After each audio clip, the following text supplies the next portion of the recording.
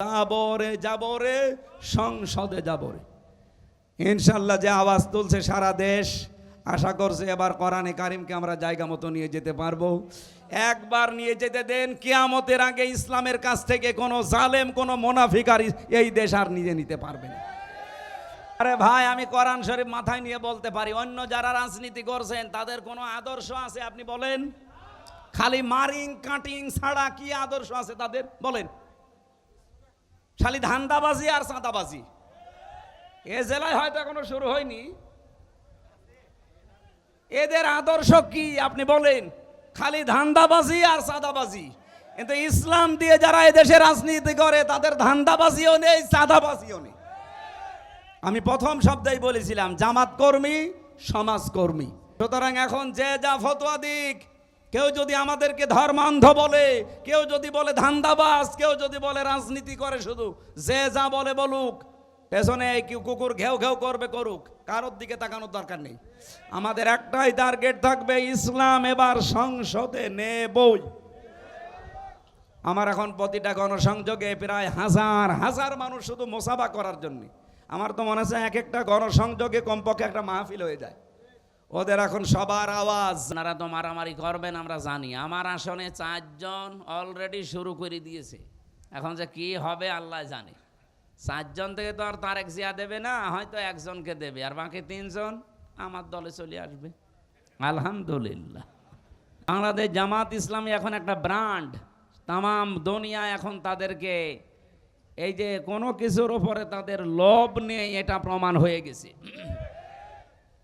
যদি জোর করে নেওয়ার সিস্টেম ইসলামে থাকতো, জাহাঙ্গীরনগর বিশ্ববিদ্যালয়ে 21 জন হয়েছে শিবিরের, শুধু ভিপি বাদ দিয়ে। এটা শয়তানও বিশ্বাস করে না,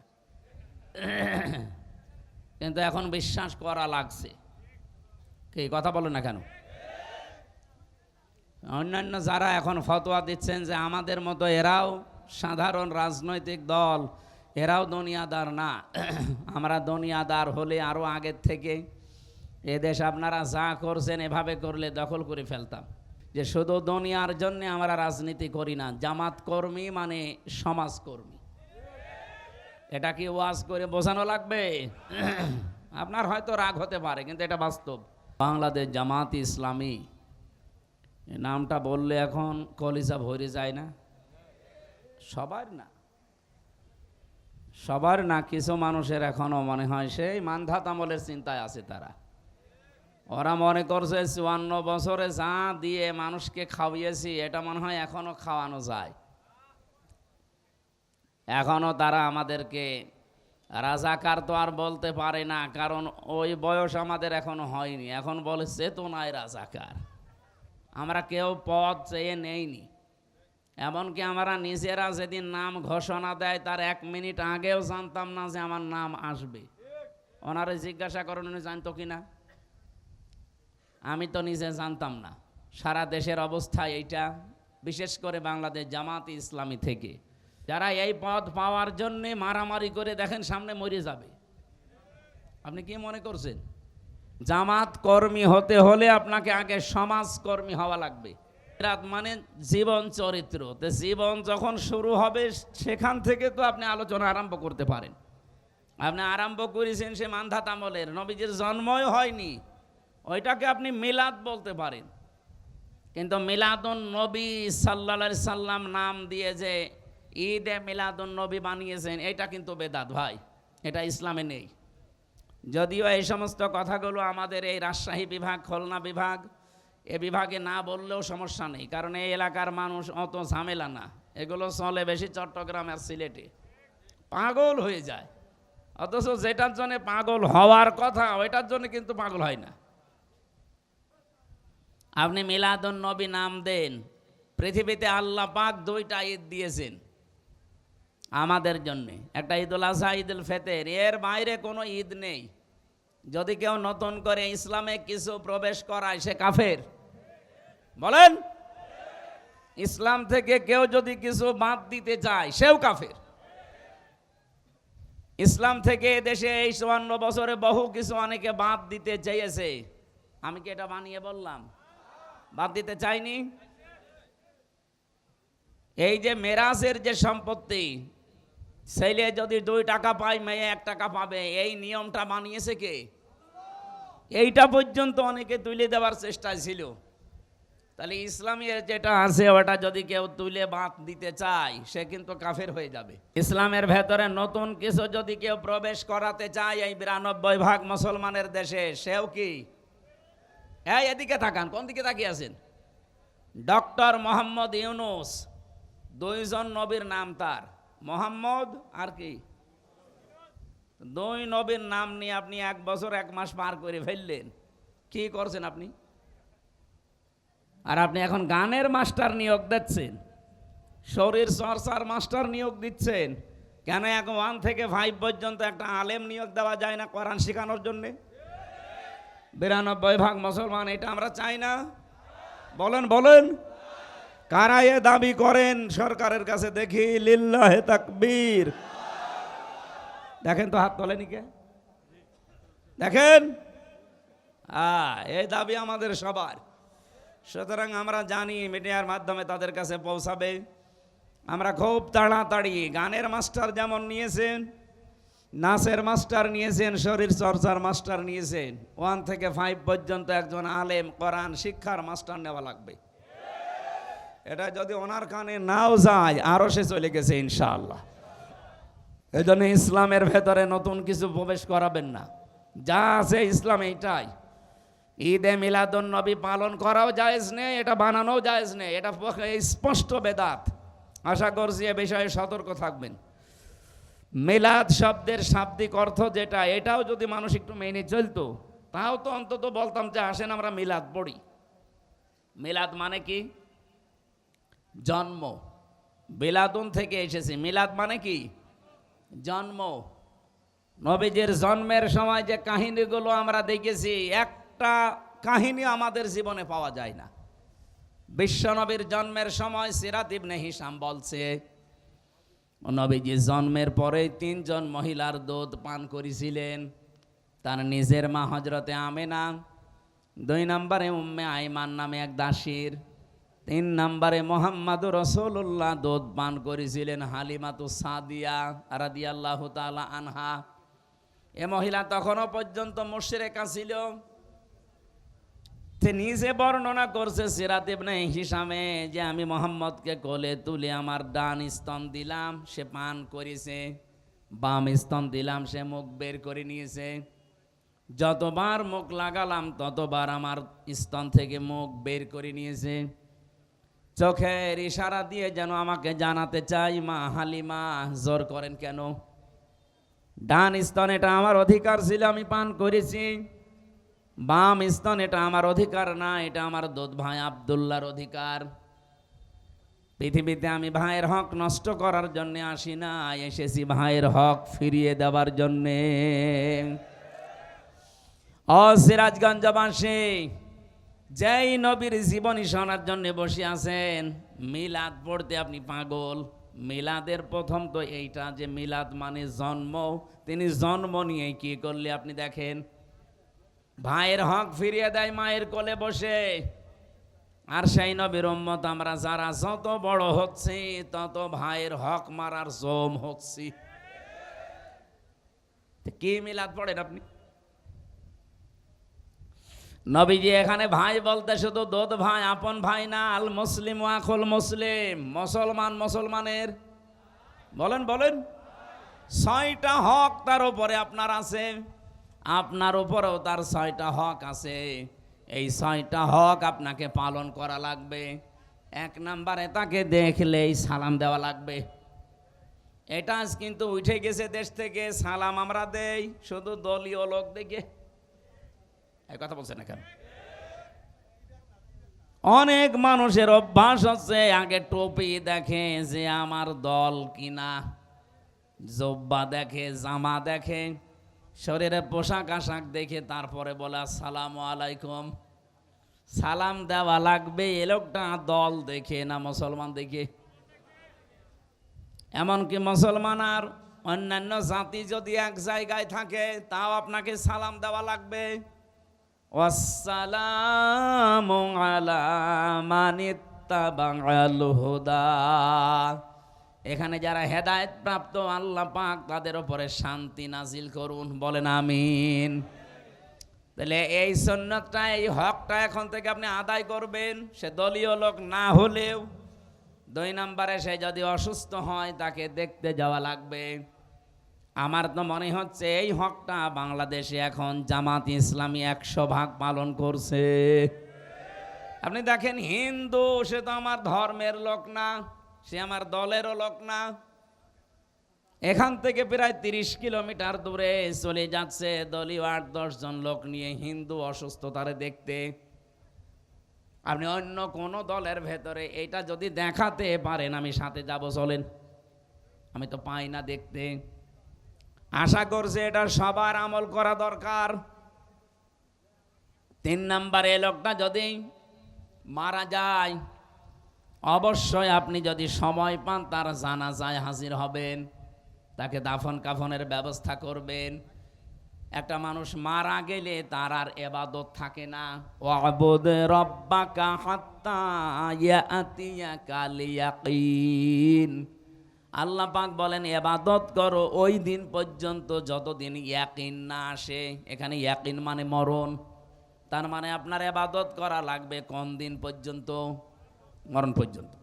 আপনার মরণ পর্যন্ত ইবাদত শেষ, এরপরে ইবাদত আরম্ভ হবে আমাদের। আমরা যারা জীবিত আছি আমাদের ইবাদত আরম্ভ হবে আপনার মরণের পর। আপনি মরে গেলে যদি আপনার দাফন কাফন না হয়, আপনার লাশ ধোয়ানো না হয়, কবর দেওয়া না হয়, এ গোনা আপনার হবে না, এ গোনা হবে আমাদের। কারণ এই দায়িত্ব কার? আমাদের। এরকম 6টা হক আমি পেয়েছি। আমি আশা করছি হাদিস পড়ার পর দেখি এদেশে একেবারেই আদায় হয় না হকগুলো, অথচ মিলাদ পড়ার জন্য পাগল। আমার এটাকে নিয়ে বলবো, হুজুর আসেন, আমার বাবা মরে গেছে, মিলাদ পড়ে দেন। আরে ভাই, মিলাদে তো প্রথমে এইটাই বলতাম যে হক আদায় করেন। যেই নবীর মিলাদ মানে জন্ম শোনার জন্য আপনি পাগল, সেই নবী জন্ম নিয়ে এই কাজ করেছিলেন, আর আপনি কি করেন? মিলাদটা যাই তাই গেল, যা আমরা বলি তা তো মানি না। সিরাত তো আরো অবস্থা খারাপ।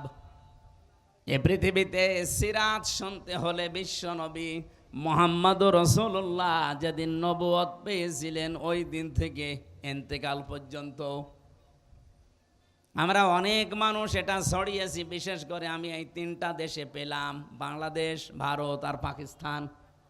অনেকেই বলে যে আমরা নবীওয়ালা কাজ করছি, অথচ নবীজি নবী হয়েছিলেন 40 বছর বয়সে, যেদিন তিনি কোরআন পেয়েছেন সেই দিন থেকে। কথা বলেন না কেন? বলেন, 1 থেকে 40 বছর পর্যন্ত তিনি কোরআন পেয়েছেন। এর আগে কেউ তাকে নবী বলে ডাকতো? বলেন। রসুল বলতো? কি বলতো? হয়তো খুব বেশি হলেও বলতো আল-আমিন আস-সাদেক, আর ওনার নাম ছিল আব্দুল্লাহ বিন মোহাম্মদ, মোহাম্মদ বিন আব্দুল্লাহ, এতটুকুই শেষ। পুরা আরব জাহানের ভেতর ওনার নাম যদি মানুষ জেনে থাকে, খুব বেশি হলেও জানতো হয় আল-আমিন আস-সাদিক, আর ওনার নাম ছিল মোহাম্মদ বিন আব্দুল্লাহ, আর কিছু নেই। কিন্তু উনি 40 বছর বয়স থেকে আর এতটুকুই ছিলেন না। এরপরে যোগ হয়েছে মুহাম্মাদুর রাসূলুল্লাহ। তাহলে এই দিন থেকে শুরু করে যেদিন ইন্তেকাল হয়, পুরা এই 23 বছরের জীবন আপনাকে অনুসরণ অনুকরণ করা লাগবে। কি কথা বলেন না কেন? আপনি যে সিরাত শুনতে এসেছেন, সিরাত মানে জীবন চরিত্র। তার চরিত্র শুরু হয়েছিল যেই দিন থেকে তিনি নবী হলেন, রসুল হলেন। এর আগে যেগুলো ছিল মানবিক গুণাবলী, ওগুলো অর্জন করতে পারলে আপনি সোনাই সোহাগা। কিন্তু 40 থেকে 63 এই 23 বছরের 1 সেকেন্ডও বাদ দিতে পারবেন না। হ্যাঁ, উনি 17 বছর থেকে দল গঠন করেছিলেন হিলফুল ফজল। আপনি যদি নিজেকে কন্ট্রোল করতে চান যৌবনের তাড়নাকে, তাহলে হিলফুল ফজলের মতো একটা সংগঠনে আপনাকে যোগ দেওয়া লাগবে। বাংলাদেশে আমি যেটা পেয়েছি, ইসলামী ছাত্র শিবির। আপনি দেখেন, চরিত্রকে কন্ট্রোল করতে হলে এই মহা দুর্যোগের সময় ইসলামী ছাত্র শিবির ছাড়া বাংলাদেশে এখন কোনো দল আপনি দেখাতে পারবেন না। কম বেশি প্রত্যেকের মেয়েদের আমরা ঝামেলা পাচ্ছি, কারো চরিত্রই নেই। এমনকি কেউ ডাল খায়, বাবা খায়, বাকিটা বললাম না। আরে ভাই, আমি নিজে তো বিশ্ববিদ্যালয়ে দেখেছি, বিশ্ববিদ্যালয়ের যে রুমগুলো, আবাসিক রুম থেকে বের হচ্ছে সকালবেলা মদ দিয়ে কুলি করে বের হচ্ছে। আমি প্রথমে জাহাঙ্গীরনগরে চান্স পেয়েছিলাম সাংবাদিকতায়, তা আমার তো সুরত সিরত যা, ওই ছাতায় তো পড়া সম্ভব না। এই জন্য বছর খানিক থাকার পরে এসে আল কোরআনে ভর্তি হয়েছিলাম কুষ্টিয়া বিশ্ববিদ্যালয়ে। তা আমি দেখেছিলাম ওখানে মানুষ ছাত্র মাস্টার্সে পড়ে, সকালবেলা মদ দিয়ে কুলি করে এরপরে বের হচ্ছে। এটা ছাত্র। গলা বসে যাচ্ছে, কি সমস্যা? কি হবে না? মাইক কোথাকার?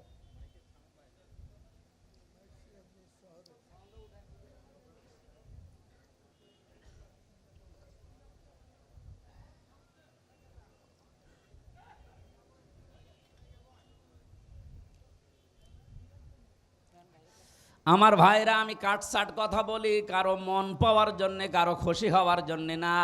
এদেশে এখন যা চলছে, আপনি যদি চরিত্রকে বাঁচাতে চান, ছেলেদেরকে মেয়েদেরকে ছাত্র শিবিরে ছাত্রী সংস্থায় চোখ কান বুঝে দিয়ে দেন, নয়তো পারবেন না। কারণ এখন চলছে কি দেখছেন, ওপেন চলছে সব।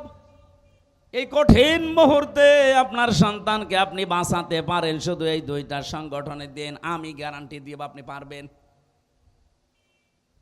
ঢাকাতে সেখানে নামাজ পড়াতাম জমার, একজন নাস্তিক বামপন্থী রাজনীতি করে মুরব্বী হয়ে গেছে।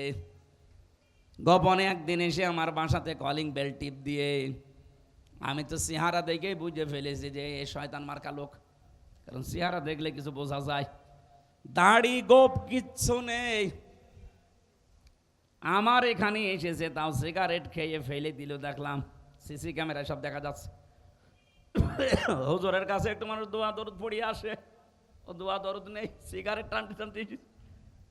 নাস্তা করালাম, কি আপনার কি সমস্যা? বলছে আপনি তো আমাদের ইমাম, আমি নামাজ পড়তে আসি অনেক দূর থেকে, জমান নামাজ। আপনি একটা শিবিরের কোনো দায়িত্বশীল ছেলেরে খুঁজে দেন, আমার মেয়েটাকে প্রাইভেট পড়াবো, মেয়ে আমার বিশ্ববিদ্যালয় সেকেন্ড ইয়ারে পড়ে। চিন্তা করলাম এত বড় মেয়েকে পড়াতে চাই শিবিরের ছেলের কাছে।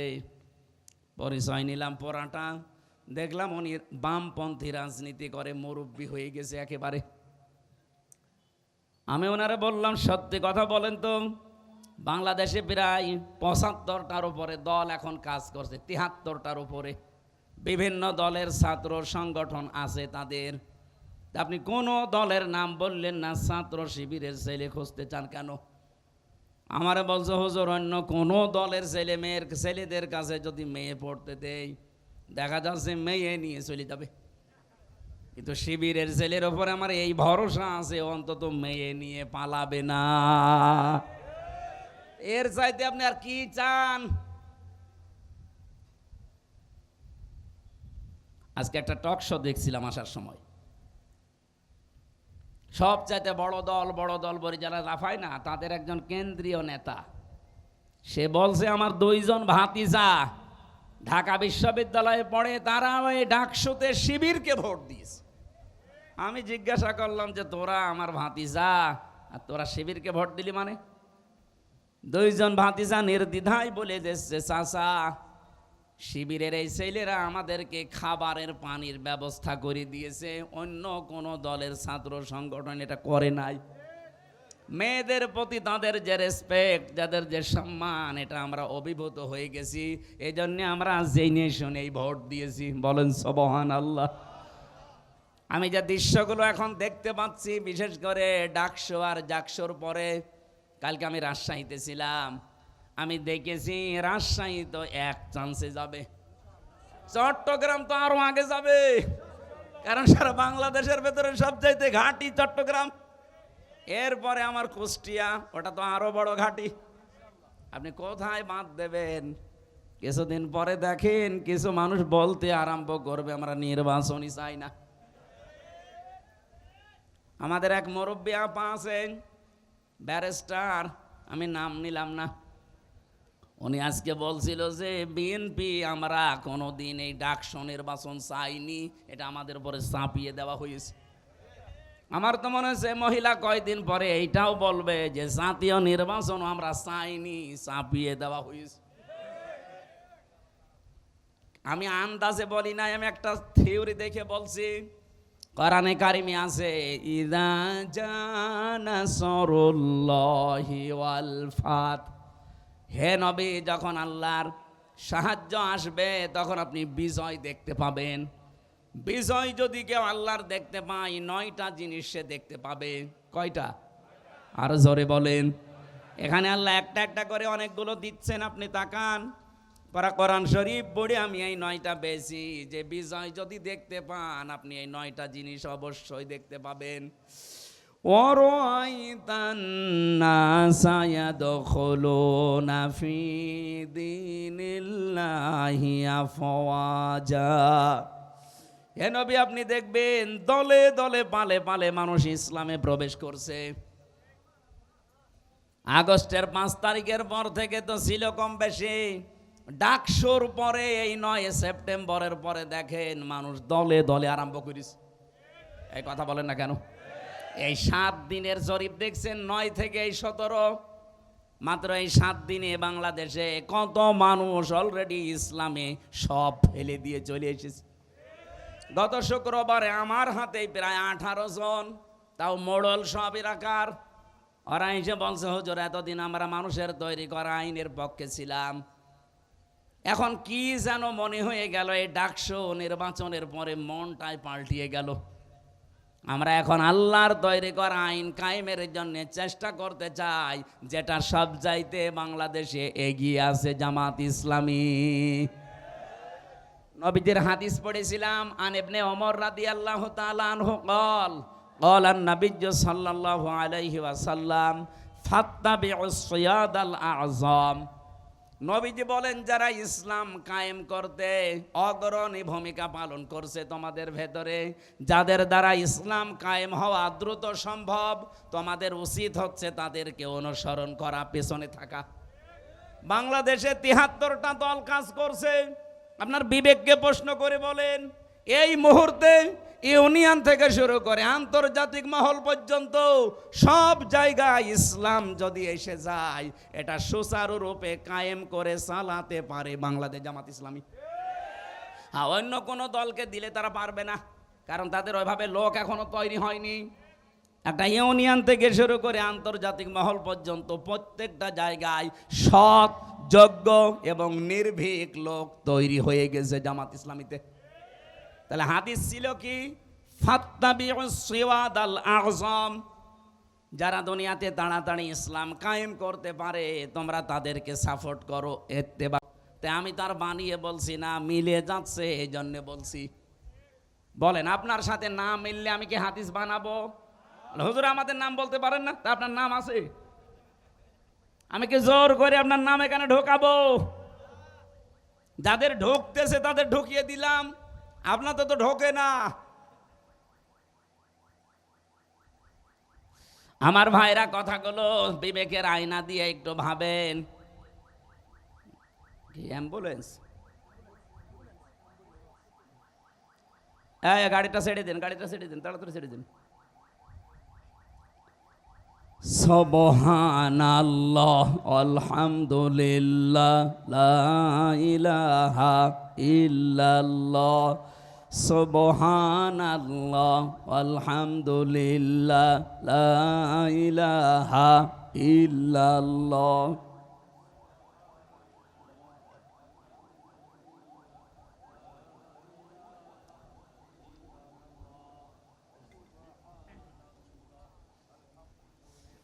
এখানে একটু নড়াচড়া কম করবেন, হ্যাঁ। লা ইলাহা ইল্লাল্লাহ মুহাম্মাদুর রাসূলুল্লাহ। সিরাজগঞ্জবাসী এই 18 জন, শুধু আমার মতো আমির হামজা না, সবগুলো এলাকার লিডার। কুষ্টিয়া সদর আর ইবি থানায় বাড়ি, আপনি খোঁজ নেন। জমার দিন নামাজ পড়ার পরে সব এসেছে রাতের বেলা। আমি বললাম ঠিক আছে, কালেমা পড়ানো লাগবে। বলছে না, কালেমা মুখস্থ আছে, কিন্তু ভুল পথে ছিলাম। এই যে ভুল পথে ছিলাম, এইটা ওর মনের ভেতরে আন্দোলিত করে দিয়েছে কে? বলেন বলেন। এতদিন তো তারা আসে নাই। রব্বুল আলামিন বলেন, আমার সাহায্য যখন আসবে আপনি বিজয় দেখতে পাবেন। বিজয়ের প্রথম নমুনা এইটা যে দলে দলে পালে পালে মানুষ দেখবেন ইসলামে প্রবেশ করছে। এই জন্য এবার একটা আশার সঞ্চার আমার হয়েছে। আমার তেলাওয়াত কিন্তু আয়াত ওই রকমই, আপনি একটু দেখবেন কেমন মেলে। আমার সূরা কসস থেকে পড়া আজকের আয়াত, দুইটা আয়াত মাত্র পড়েছি। যদিও সিরাতুন নবী সাল্লাল্লাহু আলাইহি ওয়াসাল্লাম এ মাহফিল আমি সাজিয়ে নেব কোরআনের আয়াত দিয়ে ইনশাআল্লাহ। কারণ কোরআন দিয়ে কথা যারা বলে, নবীজি বলেন তারা সত্য কথা বলে। বলেন সুবহানাল্লাহ। মান ক্বালা বিহি সাদাকা, যারা কথা বলে কোরআন দিয়ে তারা সত্য কথা বলে। এ গ্যারান্টি দিচ্ছেন কে? না, আল্লাহ না, নবীজি। অমান আসদাকু মিনাল্লাহি কিলা, আল্লাহর চাইতে সত্য কথা আর কেউ বলে না। এবার আসেন আমরা সরাসরি কোরআনে প্রবেশ করি। সূরা কসস এর বাংলা অর্থ হচ্ছে ঘটনা বা কাহিনী সমূহ। বহু কাহিনী আল্লাহ এর ভেতরে দিয়েছেন। একটা কাহিনী আমাদের এই দেশের সাথে এখন পুরাপুরি মিলে যাচ্ছে, এই জন্য এটা তেলাওয়াত করলাম। তাসিম মিম হরফে মুকাত্তাআত। যদিও কিছু কিছু মুফাসসিরিন ইকরাম এর বাংলা একটা অর্থ বের করেছে, কিন্তু আমরা ওইটা বিশ্বাস করি না। আল্লাহর ঘোষণা আল্লাহু আ'লামু বিমুরাদিহি, এর আসল অর্থ আল্লাহ জানে, এজন্য ছেড়ে দিলাম, জান, আর দরকার নেই। যদি এটা নিয়ে বেশি নাড়াচাড়া করতে চাই শেষে ঈমান হারা হয়ে যাব। আমার কুষ্টিয়ার লালন ভক্ত যারা আছে তারা আবার এটা নিয়ে বেশি নাড়াচাড়া করে, শেষে নিজের ঈমানই নেই। আল্লাহ যেহেতু নিষেধ, রাসূলের নিষেধ, আমরা আর ভেতরে যেতে চাই না, এ পর্যন্তই থাক। এবার আসেন যেখান থেকে ভেতরে যাওয়া যায়। তিলকা আয়াতুল কিতাবিল মুবিন। আল্লাহ পাক বলেন এই আয়াতগুলো, এই যে এখন বলবো যেগুলো, এই আয়াতগুলো স্পষ্ট কিতাবের আয়াত। আল্লাহর ঘোষণা দেওয়ার আগেই আমরা পেলাম কিতাবের আগে আলিফ লাম। আল্লাহ পাক যদি এখানে কিতাবের আগে আলিফ লাম না দিতেন, আমরা অর্থই করতে পারতাম না। আল্লাহ বলেন এই এই আয়াতগুলো স্পষ্ট কিতাবের আয়াত। আমার প্রশ্ন এখন, যারা আমার ডানে বামে বসে আছেন, সামনে পেছনে আছেন, বলেন তো কোরআন আমাদের কাছে স্পষ্ট না অস্পষ্ট? না না, হয়নি। এখানে যারা বসে আছেন, আমি ওইটা বলতে চাইনি, আমি বলতে চাচ্ছি যারা বললেন আমার কাছে কোরআন স্পষ্ট, আপনি পড়া কোরআন শরীফ থেকে ৬৬৬৬টি আয়াতের অর্থ বলতে পারবেন? আপনি একটা আয়াত দিলে ব্যাখ্যা করে এর শেষ নামাতে পারবেন? আপনার কাছে স্পষ্ট হয় কি করে? আপনি তো এর কাছে আসেন না। এর কাছে যেভাবে আসা দরকার ওইভাবে এখনো আমরা আসতে পারি না, আর আমরা বলে ফেললাম আমাদের কাছে কোরআন স্পষ্ট। হ্যাঁ, এদেশে একটা রহমত আছে, কোরআন স্পষ্ট করার একটা জায়গা আছে, সেটা জামাত ইসলামী বাংলাদেশ। আপনি এর কাছে এসে দেখেন, বেশি দিন লাগবে না, মাত্র ৬ মাস আপনাকে যদি এর ভেতরে রাখতে পারি, আল্লাহর কসম কোরআনও আপনার কাছে স্পষ্টই হয়ে যাবে। 15টা ফর্ম পূরণ করা লাগে প্রতিদিন, ঘর আটকানো লাগে 15টা।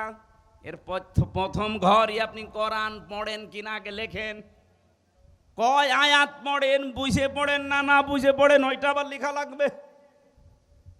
বাংলাদেশে এমন কোন দল নেই যে দলের কর্মসূচিতে এরকম পয়েন্ট পয়েন্ট করা আছে দেখান। যদি কয়েকটা থাকেও, তারা এখান থেকে হাওলাত নিয়েছে। কে কথা বলছেন এখন? আমি কয়েকটাই পেয়েছি, তাদেরও দেখি এখান থেকে সব ধার করা, হাওলাত নেওয়া। কিন্তু জামাত ইসলামী বাংলাদেশে এই 15টা পয়েন্ট আপনি 6 মাস পূরণ করে দেখেন, আপনার মনে হবে আমি বিশ্ববিদ্যালয়ে পড়াশোনা করছি।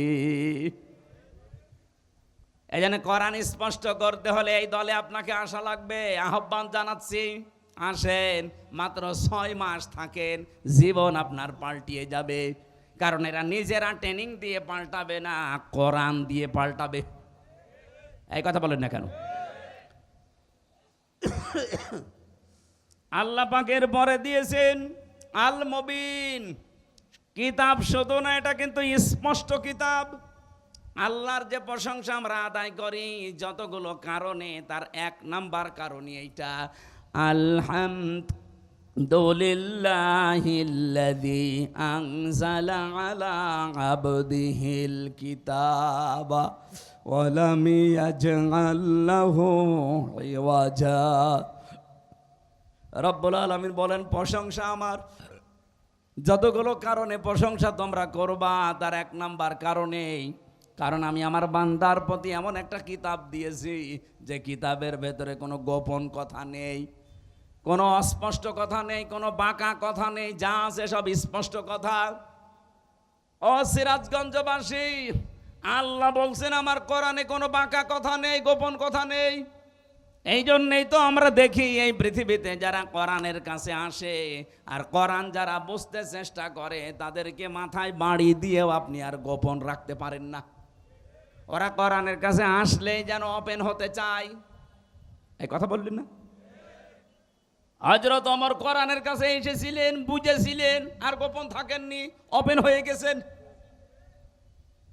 আপনি যার দিকে তাকাবেন তাকান, যারা কোরআন পড়েছে বুঝেছে, ওরা আর কেউ গোপনে ছিল না, সব ওপেন হয়ে গেছে।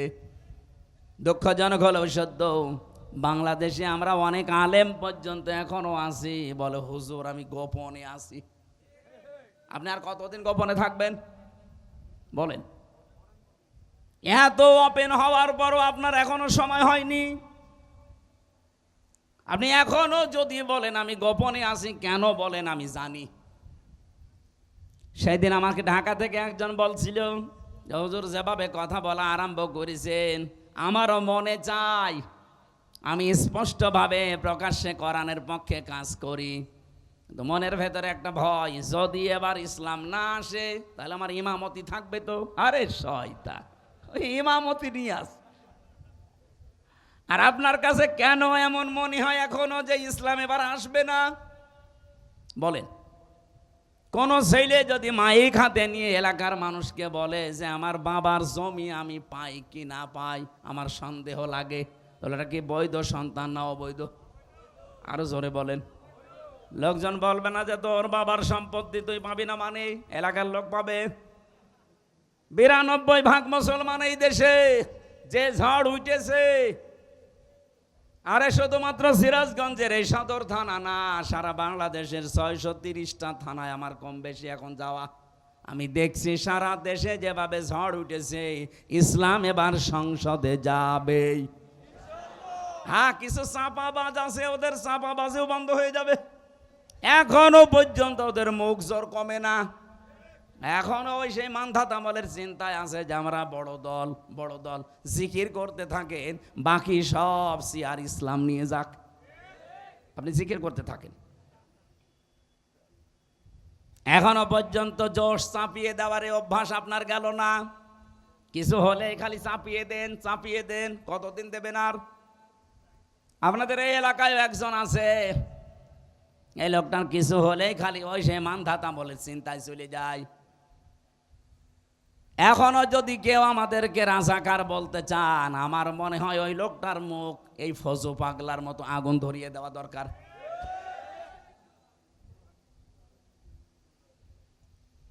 আমাদেরকে রাজাকার বলে যদি এই দেশে এখন দাবিয়ে রাখতে চান, আমাদের মাত্র 37 জন রাজাকার ছিল, আর আপনারা যারা বলেন তাদের 1040 জন। ঝাঁঝর যদি সইকে বলে তোর পেছনে ফোঁটা, কি করবেন বলেন তো? সইয়ের পেছনে ফোঁটা কয়টা? আর ঝাঁঝরের আপনার 1040 জন। লজ্জা করেন আপনার? এখন থেকে আর কোনো কথার জবাব দেওয়া হবে না, জবাব নেওয়া হবে। ইমানদাতামূলক চিন্তা যেই করবে তার কোনো কথার জবাব আমরা দেব না, জবাব আমরা চাই। আপনার 1040 জন, আপনার লজ্জা লাগে না?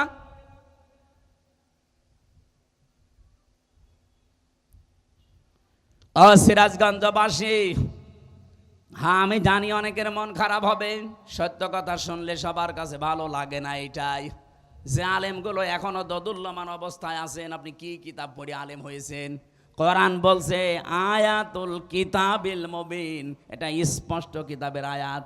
যারা এর কাছে আসে পড়ে তারা স্পষ্ট হতে চায়, ওপেন হতে চায়। আর আপনি এখনো বলেন যদি পাস না করি আমার ইমামতি থাকবে। তো এই জন্য গোপনে আসি। থাকেন আপনি গোপনে। ইসলাম এবার আসবে হয় আপনাকে নিয়ে নয় আপনাকে বাদ দিয়ে।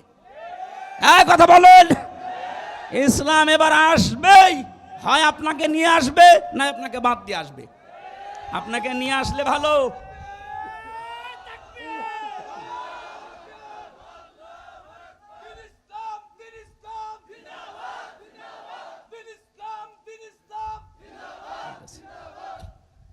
আপনাকে নিয়ে আসলে তো আপনার কপাল ভালো, যদি আপনাকে বাদ দিয়ে আসে কি হবে টের পাচ্ছেন? তখন এসে বলবেন আমার ইমামতি যেন না যায়। আপনার ইমামতি থাকবে তখন, কারণ আপনি তো মুনাফিক। কথা বলেন না কেন? মুনাফিকের পেছনে তখন নামাজ হবে। এই জন্য আহ্বান জানাচ্ছি, ওপেন হন।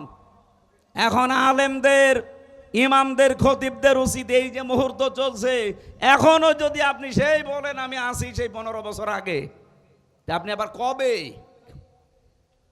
সেদিন ইমাম সম্মেলন ছিল আমার কুষ্টিয়ার পুরা জেলার আলেমরা এসেছিল, কয়েক হাজার। কয়েকজনকে আমি প্রশ্ন করেছি যারা এখনো ইসলামের পক্ষে ডাইরেক্ট আসতে পারছেন না, ইসলাম অবশ্যই এবার আসবে, কিন্তু আপনার কি হবে তখন? দেখলাম একবারে 1500ই বলছে আসি এবার।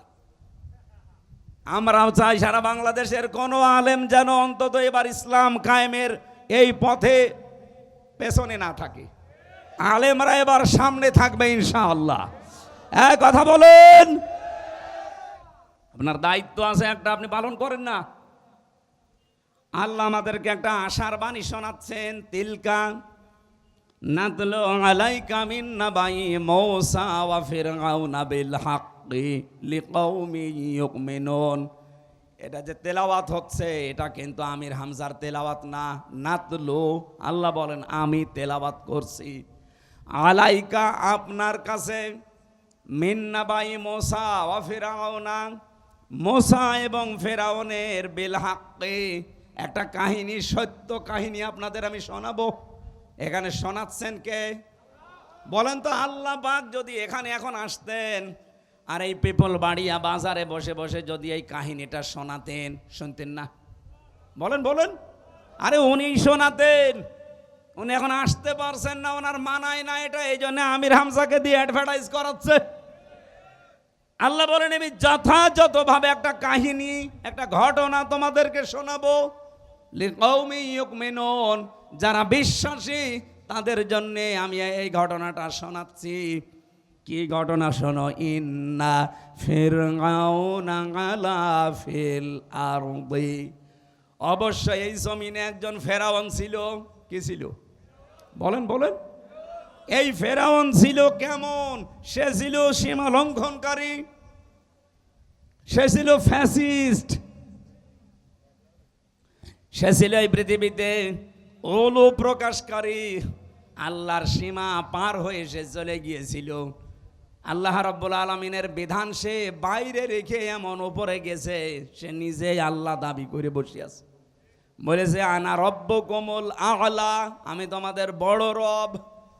এই ঘোষণাটা এস্টাবলিশ করার জন্য ও যা যা হাতে নিয়েছিল, ও শুধু ওই জামানায় হাতে নেয়নি, কিয়ামত পর্যন্ত বহু ফেরাউন দুনিয়া আসবে, তারা ওইটা হাতে নেবে। কি নিয়েছিল আপনি বলেন তো? 1 নম্বরে ওয়াজাআলা আহলাহা শিয়া, সে জমিনের ভেতরে বিভিন্ন দল বিদলে মানুষকে বিভক্ত করে রেখেছিল। এই 54 বছরে আমার মনে হয় বহু ফেরাউন এইটা করেছে। টপিওয়ালাদের ভেতরে দেখেন বিভিন্ন জিনিস দিয়ে দল বিদলে বিভক্ত করে রেখেছে। ওর 5 কলি, ওর 3 কলি, ওর উঁচা টুপি, ওর আকীদা ঠিক নেই, এই নাম বলে বলে, অথচ ইসলামের মূল জায়গায় কিন্তু আমরা এক। কেউ কি আমরা কোনোদিন বলেছি যে ফরজ নামাজ চায় রক্ত? বলেন বলেন। রোজা 28টা, এই বলেন না কেন? মূল জায়গায় কিন্তু আমরা ঠিক আছে। এই শাখা প্রশাখা দিয়ে দিয়ে আমাদেরকে দলে বেদলে বিভক্ত করে রেখেছে। এটা ফেরাউনের প্রথম কাজ। বাংলাদেশে যারা করে রেখেছিলেন, আল্লাহর কসম তারাও এক প্রকার ফেরাউন। এখনো সেই ফেরাউনের তৎপরতা থেমে নেই, ও এখনো কাজ চালাচ্ছে। ও হয়তো বিদায় নিয়েছে, কিন্তু ওর চামচারা যারা আছে তাদেরকে দিয়ে এখনো করাচ্ছে। এখনো এই দেশের অনেক নামধারী আলেমকে দিয়ে এদেশে একামতে দিনের কর্মী যারা, তাদের বিরুদ্ধে এখনো ফতোয়া দেওয়াচ্ছে। এই কথা বলেন না কেন? কত বলো মুরব্বী আলেম দেখছি এখনো মাইকের সামনে বলছেন জামাত ইসলাম কোনো ইসলামী দল না, এরা মওদুদিবাদ। মওদুদিবাদ বলে কোনো বাদ দুনিয়ায় আছে স্যার? নেই। আমরা মওদুদি রহমতুল্লাহ আলাইহে তাকে আমরা আমাদের মাযহাবের ইমাম মানি না। মানি না। তার মাসলা মাসাইলেও আমরা নেই না। মাযহাবের ইমামও তাকে আমরা মানি না। তার শুধু যত লেখা আছে একটা বিষয় আমরা নিয়েছি, এই যে গণতান্ত্রিক পদ্ধতিতে ইসলাম কায়েম করা একটা পদ্ধতি। হ্যাঁ, ভুল হতে পারে। আপনার যদি এটা ভালো না লাগে, ভুল হয়, আপনি নতুন কোনো কিছু পারলে সেটা করেন। আপনি নিজেও করবেন না, যারা করছে এগিয়ে যাচ্ছে করতেও দেবেন না। আপনি কি হয়েছেন কি? আপনি যে আলেম নামে জালেম, এ জাতি কিন্তু বুঝে ফেলেছে। এমন এমন ফতোয়াবাজি এখন করছে, কিছু মানুষকে দেখছি তারা বলছে জামাত ইসলামী যদি এবার রাষ্ট্র ক্ষমতায় আসে, তারা নাকি কওমি মাদ্রাসা রাখবে না, তারা হাফেজি মাদ্রাসা রাখবে না, তারা দেওবন্দি মাদ্রাসা রাখবে না, তারা সুন্নিয়াতের মাদ্রাসা রাখবে না, সব ধ্বংস করে দেবে। আপনি এত বড় মিথ্যা কথা বলতে পারলেন? বাংলাদেশ জামাত ইসলামীর আন্ডারে দেশে এখনো হাজার হাজার হাফেজি মাদ্রাসা চলে। আমি আজকে যেখানে খাবার খালাম হাফেজি মাদ্রাসা, ওটা জামাত ইসলামী চালাই, সিরাজগঞ্জে না? আল ইসলাম নাকি জানো, দারুল ইসলাম।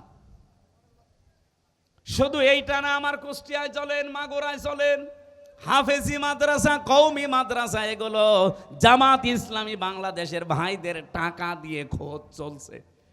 তারা যদি সব বন্ধই করে দেবে, এগুলো চালাচ্ছে কোন কারণে?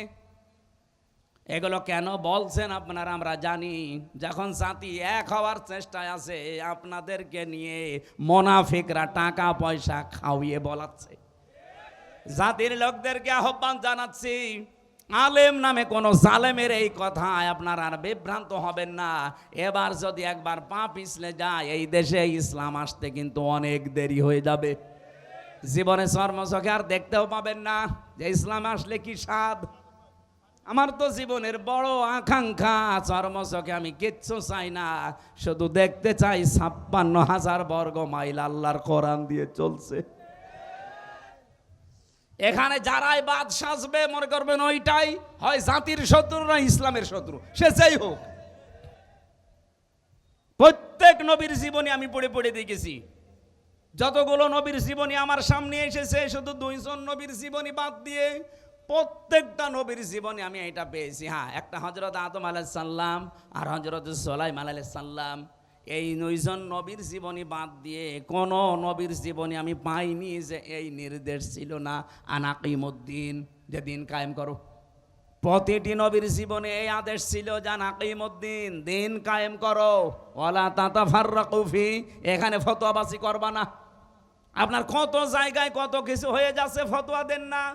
দিন কায়েমের জন্য মানুষ সব এখন এক জায়গায় হওয়ার চেষ্টায় আছে, আর আপনি একবার ফতোয়া দেওয়া আরম্ভ করে দিলেন। আপনাকে দিয়ে আল্লাহ এই কাজ করাবে না। এই আয়াতের পরবর্তী শব্দে আপনি দেখবেন আছে কাবুর আলাল মুশরিকিনা মা তাদউহুম ইলাইহি। হে নবী, আপনি যেদিকে মানুষকে ডাকেন যে আসো আল্লাহর বিধান কায়েম করি, এই সত্যি করে বলেন, এটা রেকর্ড হচ্ছে। বাংলাদেশ জামাত ইসলামী কোন দিন বলেছে আমরা মওদুদির বিধান কায়েম করতে চাই? বলেন বলেন, কেউ যদি বলতে পারেন বুকে হাত দিয়ে বলেন। এরা তো সারা জীবন নিয়ে 41 সালে প্রতিষ্ঠিত দল, তখন থেকে আরম্ভ হয়ে বলে যাচ্ছে যে আমরা আল্লাহর বিধান কায়েম করতে চাই।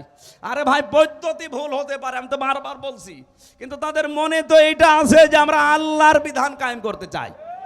কোনদিন তারা বলেছে এই পর্যন্ত সারে যে আমরা ভগবানের বিধান চাই, আমরা বাবার বিধান চাই? কোন কারণে এই দোষ চাপিয়ে দেন বলেন? এটা তো কাফেরদের স্বভাব। প্রত্যেকটা নবীর জীবনে এটা ছিল। আল্লাহ বলেন, হে নবী, আপনি মানুষকে ডাকেন এই দিকে, আমি জানি, কিন্তু আপনার এই ডাক শোনার পরে রাগ হবে, মন খারাপ হবে। কাদের? আলাল মুশরিকিন, মুশরিকদের। সুতরাং বাংলাদেশে আমরা যেখানে দিন কায়েম করার কথা বলি, যারা রাগ করেন, মাস্ট বি আপনি একটু খোঁজ খবর নিয়ে দেখেন ওই লোকটার দ্বারা কোনো না কোনো ভাবে শিরিক হচ্ছে। আর শিরিক হলে লোকটা কি? মুশরিক। বলেন বলেন। আপনি প্রশ্ন করতে পারেন, কই আমি তো শিরিক করি না, তাহলে কোরআন শরীফ কি মিথ্যা? দিন কায়েমের কথা শুনলে আপনার রাগ হয়, অবশ্যই আপনি বিশ্বাস করতে পারেন যে আপনি মুশরিক, তাছাড়া আপনার রাগ হওয়ার কথা না। যে কোনো ভাবে আপনি আলেম, তাতে কি আলেমও শিরিক করছে, এই কারণে আলেমের কাছে খারাপ লাগে। আপনাকে দিয়ে আল্লাহ কেন দিন কায়েমের কাজ করান না? আল্লাহু ইয়াজতাবি ইলাইহি মাইয়াশা। রব্বুল আলামিন বলেন, আমি যাকে মনোনীত করি, আমি যাকে ইজতেবা করি, পছন্দ করি, নির্বাচিত করি, ভালোবাসি, এই মানুষটাকে দিয়ে আমার দিন কায়েমে লাগিয়ে দেই। এদেশে তো কত মানুষ আছে, সবাইকে দিয়ে তো আল্লাহ দিন কায়েমের কাজ করায় না। কাকে দিয়ে করায়? ওয়াহদি ইলাইহি মাইয়ুনিব। যে লোকটা মন থেকে আল্লাহর দিকে ফিরে আসতে চায়, তাকে আল্লাহ স্বাভাবিক জীবন যাপনে রাখে না, তাকে দিন কায়েমের কাজে লাগিয়ে দেয়। সুতরাং আপনি যখন দেখবেন আপনাকে দিন কায়েমের কাজ আল্লাহ অ্যাক্টিভ ভাবে করাচ্ছে, আপনি বিশ্বাস করতে পারেন সূরা শুরার 13 নম্বর আয়াতের শেষের অংশ অনুযায়ী আল্লাহ আপনাকে মনোনীত করে ফেলেছে। বলেন সুবহানাল্লাহ। আল্লাহ যেন আমাকে আপনাকে এই জায়গায় শামিল করেন, বলেন আমিন। আল্লাহ স্পষ্টভাবে বললেন যে ফেরাউনের প্রথম কাজ ছিল দলে বিদলে বিভক্ত করে রাখতো মানুষকে। ওর একটা উদ্দেশ্য ছিল, কারণ মানুষ যদি দল বিদলে বিভক্ত হয়ে থাকে তাহলে শক্তি হারিয়ে যায়, তখন ও যা মনে চায় তাই করতে পারে।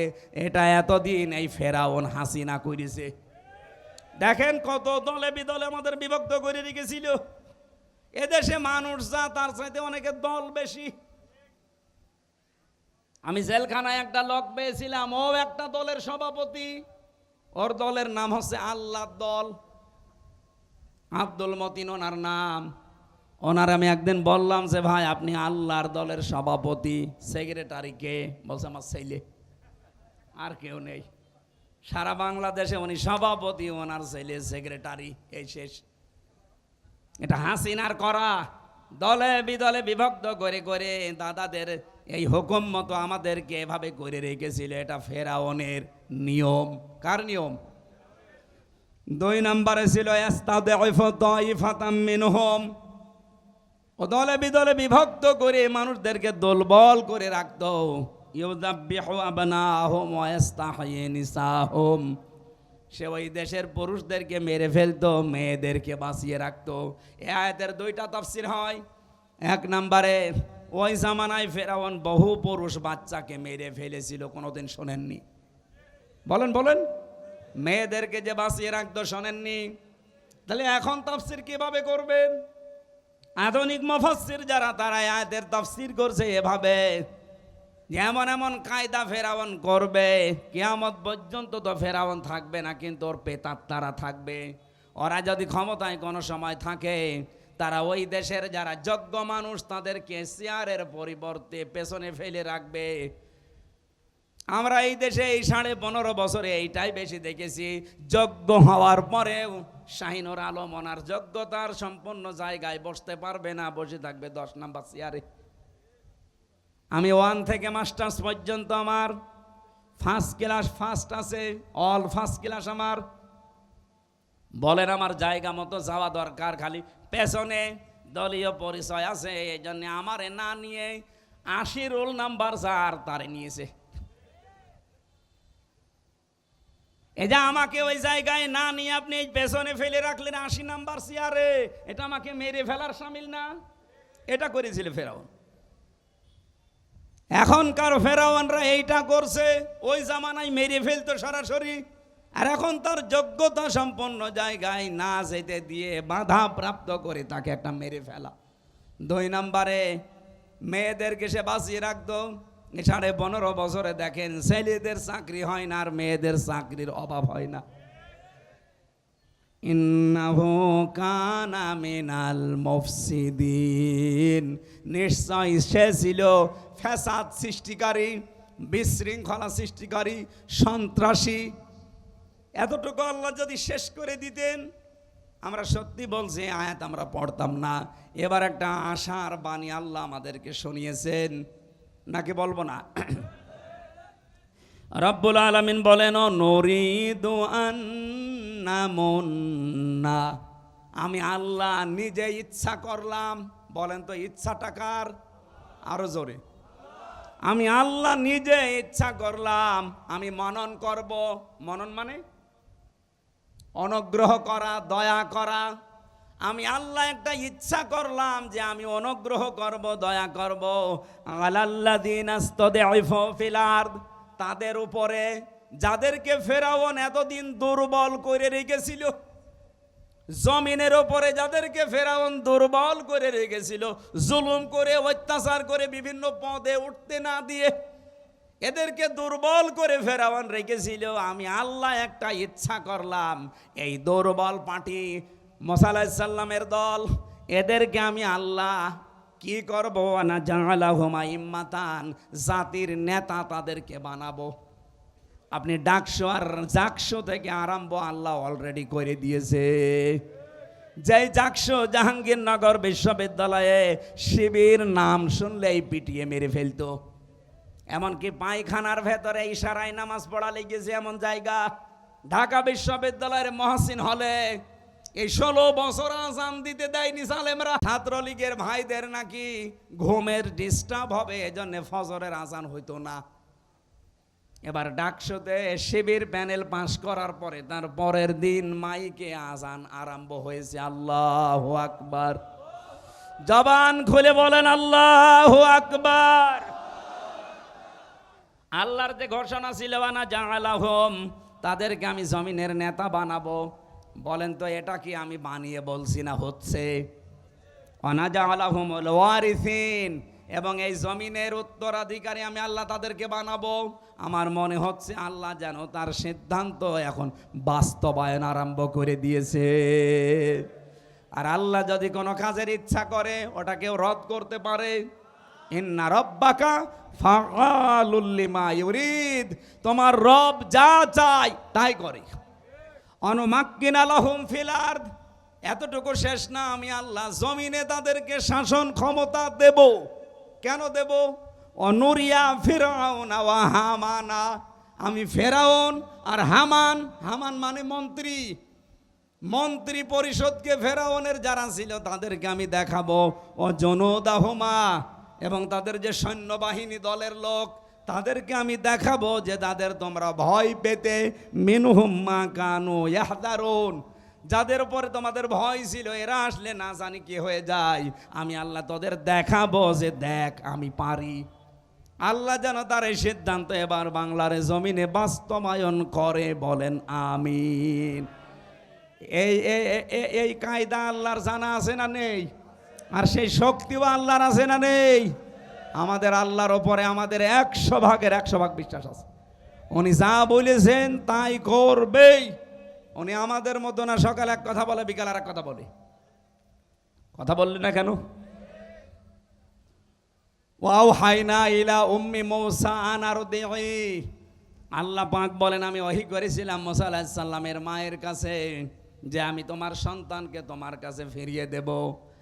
এই 15 বছরের দিকে তাকান, কত সন্তান মায়ের বুক থেকে হারিয়েছে, কত জায়গায় পালিয়ে রেখেছে। আল্লাহ পাক জানে এখন সবগুলো আস্তে আস্তে ওপেন করে দিচ্ছে।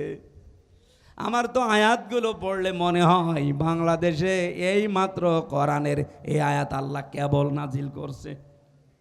প্রশ্ন কি আপনার?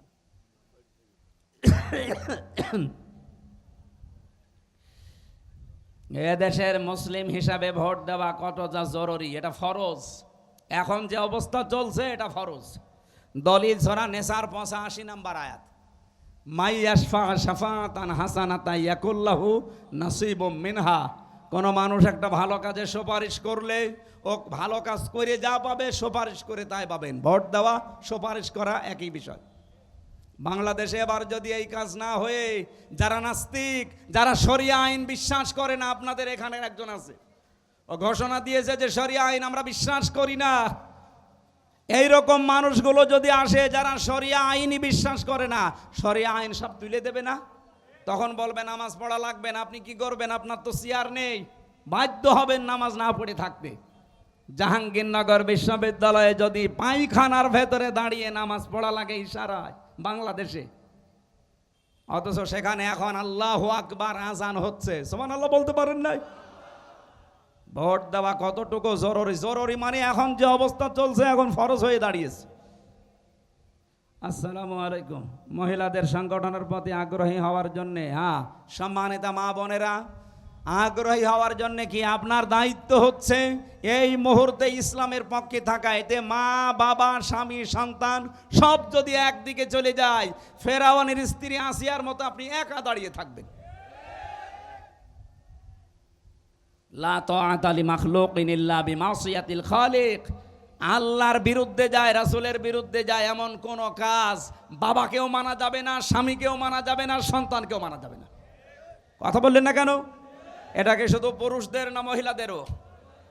আমি যে হাদিস পড়েছিলাম মুআয ইবনে জাবাল থেকে, ইয়ামেন দেশে যখন গভর্নর করে নবীজি পাঠাচ্ছিলেন এই সাহাবীকে, ঘোড়ার রাকাবের ভেতরে অলরেডি পা দিয়ে দিয়েছে। নবীজি বললেন, শোনো, এমন একটা দেশে তোমারে পাঠাচ্ছি, যেহেতু দায়িত্বে আছো এই জন্য বহু মানুষ হাদিয়া তোফা নিয়ে আসবে কাজ সিদ্ধি করার জন্যে, কাজ উদ্ধার করার জন্যে। হাদিয়া নিতে পারো, ওই পর্যন্ত যতক্ষণ হাদিয়া থাকবে। যদি ওটা ঘোষের পর্যায়ে পড়ে জীবনও নিতে পারবা না। আমার মনে হয় সে অবস্থা এখন পৃথিবীতে নেই। এতটুকু নবীজি শেষ করে দেননি। বিশ্ব নবী বলেন, হে মুআয ইবনে জাবাল, ইসলামের কাঁটা কিন্তু নড়তেই থাকবে, বাতাসে নড়বে। ধর্মের কল কিসে নড়ে? বলেন বলেন। এমন একটা সময় এসে যাবে আমার উম্মতের ওপরে, আলা ইন্না রিহাল ইসলামি দায়রাতুন ফাদুরু মাআল কিতাবি হাইসুদার, আলা ইন্নাল কিতাবা ওয়াস সুলতানা লা ইফতারিকান। এইদিকে তাকান। আলা সাবধান, ইন্নাল কিতাবা নিশ্চয়, কিতাবের ভেতরে মানে কোরআন শরীফের ভেতরে, আল ফুরকানা, আলা ইন্নাল কিতাবা ওয়াস সুলতানা, সুলতান মানে রাজত্ব, রাজনীতি। নবীজি বলেন, মুআয ইবনে জাবাল ভালো করে শোনো, এমন একটা সময় সামনে আসবে আমার উম্মতের ভেতরে বহু মানুষ তারা আল্লাহর কোরআন আর রাজ্য রাজনীতি আলাদা করে ফেলবে। এটা কি ১৫০০ বছর আগের কথা এখন মিলছে না? এই কথা বলেন না কেন? এ পর্যন্ত তো শেষের পরে আছে, ফালা তুফারিকুল কিতাব, সাবধান উম্মতেরা, কোনদিন আল্লাহর কিতাবের কোরআনের রাজনীতি থেকে নিজেকে আলাদা করবা না। সুতরাং এখন যে যা ফতোয়া দিক, কেউ যদি আমাদেরকে ধর্মান্ধ বলে, কেউ যদি বলে ধান্দাবাজ, কেউ যদি বলে রাজনীতি করে, শুধু যে যা বলে বলুক, পেছনে কুকুর ঘেউ ঘেউ করবে করুক, কারোর দিকে তাকানোর দরকার নেই। আমাদের একটাই টার্গেট থাকবে, ইসলাম এবার সংসদে নেবই। আমার এখন প্রতিটা গণসংযোগে প্রায় হাজার হাজার মানুষ শুধু মোসাফা করার জন্য। আমার তো মনে হচ্ছে এক একটা গণসংযোগে কমপক্ষে একটা মাহফিল হয়ে যায়। ওদের এখন সবার আওয়াজ, যাবরে যাবরে, সংসদে যাবরে। ইনশাল্লাহ যে আওয়াজ তুলছে সারা দেশ, আশা করছে এবার কোরআনে কারিমকে আমরা জায়গা মতো নিয়ে যেতে পারবো। একবার নিয়ে যেতে দেন, কিয়ামতের আগে ইসলামের কাছ থেকে কোনো জালেম, কোনো মুনাফিক আর এই দেশ আর নিয়ে নিতে পারবে না। কারণ অন্য যারা আছে,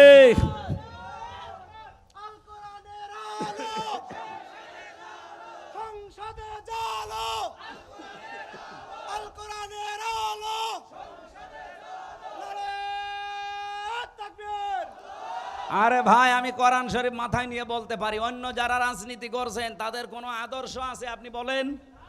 খালি মারিং কাটিং ছাড়া কি আদর্শ আছে তাদের বলেন? খালি ধান্দাবাজি আর চাঁদাবাজি। এ জেলায় হয়তো এখনো শুরু হয়নি। এদের আদর্শ কি আপনি বলেন? খালি ধান্দাবাজি আর চাঁদাবাজি। কিন্তু ইসলাম দিয়ে যারা এদেশে রাজনীতি করে তাদের ধান্দাবাজিও নেই, চাঁদাবাজিও নেই। আমি প্রথম শব্দেই বলেছিলাম জামাত কর্মী, সমাজকর্মী। সম্মানিত মা বোন যারা এসেছেন, আল্লাহ রসুলের পথে চলতে গিয়ে পৃথিবীর কারো অনুসরণ করার দরকার নেই। এতে যদি দুনিয়ার সব হারিয়ে যায় যাক। আল্লাহ আপনাদেরকে হযরতে আসিয়ার মতো যেন কবুল করেন, আল্লাহুম্মা আমিন। লা ইলাহা ইল্লা আনতা সুবহানাক ইন্নী কুনতু মিনাজ জালিমিন। রব্বুল আলামিন, চাতক পাখির মতো এরা এই কাদা জায়গা, ভেজা জায়গায় বসে আছে। কোরআনে কারীম শোনার জন্য এরা এত পাগল, এদেরকে তুমি অমরের মতো বানিয়ে দাও। সওয়াবগুলো যদি দিয়েই থাকো কিছু নবীজির রওজায় পৌঁছিয়ে দাও। পৃথিবীর মাটির নিচে যারা ঘুমিয়ে গেল এদেরকে মাফ করে দাও। মা বাপ আমরা যারা হারিয়ে ফেলেছি আমাদের মা বাপকে জান্নাতুল ফেরদাউস দিয়ে দাও। এ মাহফিলটা বাস্তবায়নে এই হরিণা পিপল বাড়িয়া বাজারের এলাকার মানুষেরা যেভাবে কষ্ট করেছে, পয়সা দিয়েছে, আল্লাহ তুমি তাদেরকে ওসমানের মতো মঞ্জুর করে নাও। সম্মানিতা মা বোনদেরকে তুমি হেফাজত করো আল্লাহ। এরাও হযরতে আসিয়ার মতো কঠিন পরীক্ষা দিতে যাচ্ছে, এদেরকে তুমি মেহেরবানি করে বাঁচাও। এদের ঈমান আমল নিয়ে হেফাজত করো। এদের জীবনে অনেক রোগ শোক আছে, তুমি তাদেরকে মুক্ত করো। আমার কণ্ঠটা অধিকাংশ সময় বসে যায়, আল্লাহ আমি ভিক্ষা চাই, আমার কণ্ঠটা কোরআনের জন্যে তুমি ভিক্ষা দাও। আমার শরীরটাকে তুমি আগের অবস্থায় ফিরিয়ে দাও। সম্মানিত সভাপতি আল্লাহ আমার আরাফাতের ভাই আলহাজ সাইদুল আলমকে কবুল করো। প্রধান অতিথি অধ্যক্ষ শাহিনুর আলম ভাইকে কবুল করো। যত অতিথি এসেছি আল্লাহ মঞ্জুর করো। এ বাজারে যারাই ব্যবসা বাণিজ্য করে এদের বরকত দিয়ে ঢেলে দাও। বারাকাল্লাহু লানা ওয়া লাকুম ফিল কোরআনিল আযীম। কখন কার কাছে আজরাইল এসে যায় জানি না। জীবনের শেষ কথা যেন এইটা অন্তত বলতে পারি, লা ইলাহা ইল্লাল্লাহু মুহাম্মাদুর রাসূলুল্লাহ। আমার লিখিত বই ছিল, জেলখানায় লিখেছিলাম মেয়েদের উপরে, যাদের দাম্পত্য জীবনে কলহ, সমস্যা, ঝগড়া